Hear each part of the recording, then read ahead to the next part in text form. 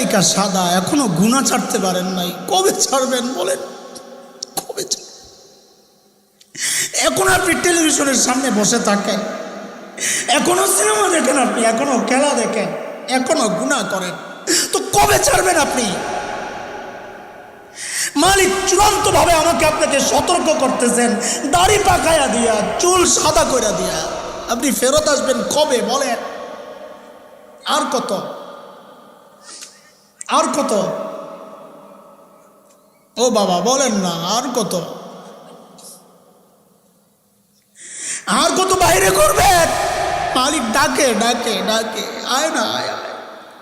প্রতিদিন রাতে, শেষ রাতে মালিক চলে আসেন দুনিয়ার আকাশের কাছে, এসে এসে ডাকতে থাকেন, ও আমার বান্দা তুই কই কই, কে গুনাহ করছস, কে গুনাহ করছস?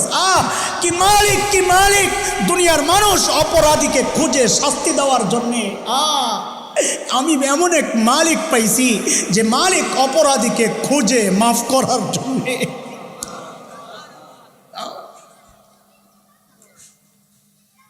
প্রতিদিন ডাকতে থাকেন, আলা মিন মুস্তাগফিরিন ফাগফির আলা, আয় আয়, কে গুনাহ করছস, আমি মাফ করতে আসছি, আয়। ডাক দেন মালিক, দিল থেকে ডাক দেন, এখন না একা একা চুপে চুপে দিল থেকে ডাক দিবেন, ও আল্লাহ আমি গুনাহ করছি।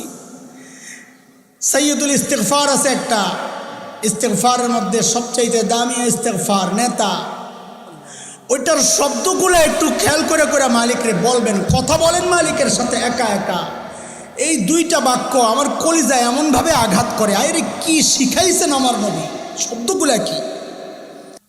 আল্লাহুম্মা আনতা রাব্বি লা ইলাহা ইল্লা আনতা খলাকতানি ওয়া আনা আবদুকা। বাচ্চারা মা বাবার সাথে অভিমান করে বলে, এমন করো কেন আমার সাথে? আমার কি পালক আনছো? আমি কি পালক সন্তান? এমন করো কেন আমার সাথে? আমার তো তুমি জন্ম দিছো, বলে না বাচ্চারা?